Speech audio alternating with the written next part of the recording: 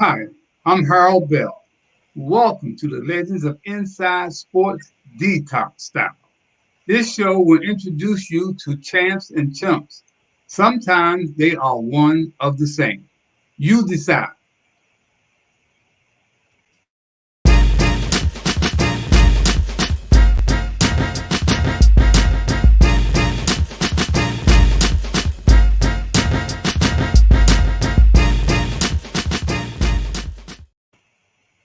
I will never forget. It was on my birthday, May 21st, 2018, when ESPN, the so called worldwide leader in sports broadcasting, sent a memo to all of their on air and print media personalities to cease and desist from talking and discussing politics on air, except for when an athlete started the conversation. Now, most of the personalities, they ran and hid.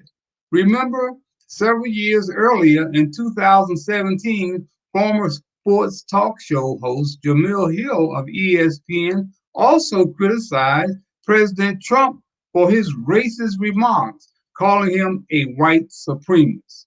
Trump called for her dismissal. She was suspended and finally moved on to the Atlantic, and now she hosts a podcast also. She has more balls than most men.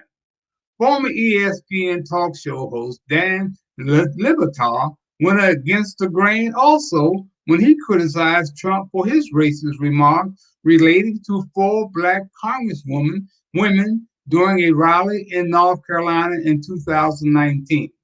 Trump supporters started to chant, "Send her back, send her back." The remarks were directed at the Congressman Omar from Minnesota.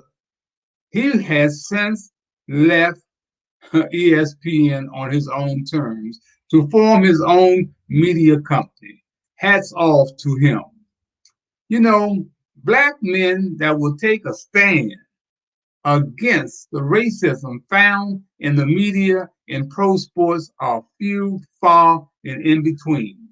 I remember when sports reporter Bill Rosen, he was a former member on my Inside Sports Media Roundtable of the New York Times, penned his bestseller, $40 Million Slaves, in reference to the black pro athlete.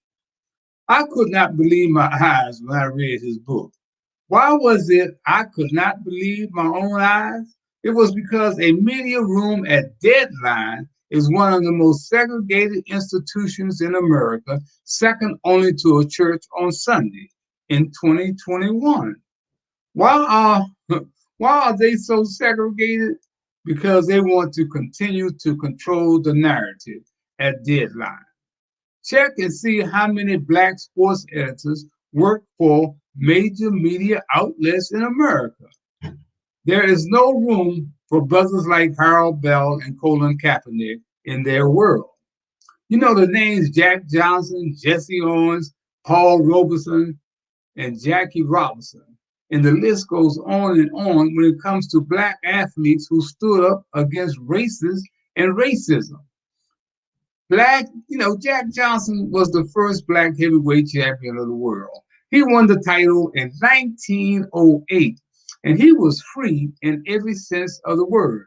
He openly dated white women and faced death on many occasions, but stood up anyway. To think Emmett Till was murdered almost 50 years later in Mississippi because of a lie he whistled at a white woman. But Jack Johnson dared to date and married a white woman. Olympic sprinter Jesse Owens won four gold medals in the 1936 Olympic Games, in spite of the cry of white supremacy by Adolf Hitler. He single-handedly crushed the myth in Berlin, Germany, with Hitler watching in a private box. Paul Robeson is considered one of the greatest all-around athletes in American history. He started in football at Rutgers University. He was also a star in both stage and film versions of The Emperor Jones and Showboat, and established himself as a popular screen and singing superstar. Paul spoke out against racism and became a world activist and was blacklisted during the paranoia of McCarthyism. Joe McCarthy, man, and he was a politician, and he ended up blackballing, not allowing Paul Robeson a passport to travel the country in the 1950s. Here it is, 2021, and we're still almost in the same place that Paul Robeson was in the 50s. The uproar caused by 5 NFL St. Louis Cardinal football players supported Michael Brown in Ferguson was nothing new when it came to the black athlete. They were not reinventing the wheel.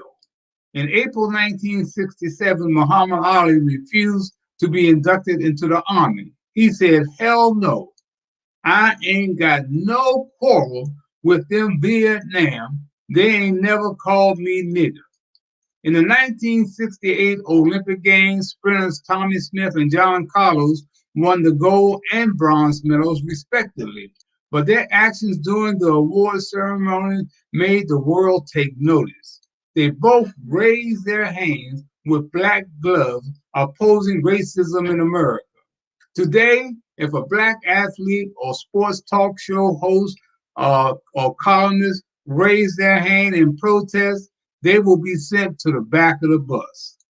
So I'm saying to Michael Wilbon, James Brown, Stephen A. Smith, Kevin Blackstone, all you guys that are spooks that are sitting behind the door, I just want you to remind you, you cannot soar with eagles when you hang out with chickens.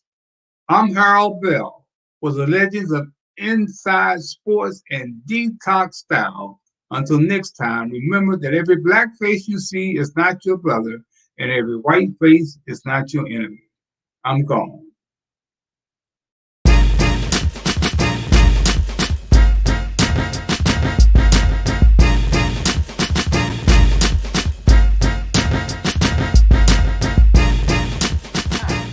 I'm Harold Bell. My wife Hattie and I founded a nonprofit organization in 1968, shortly after the riots that almost destroyed my hometown, Washington, D.C.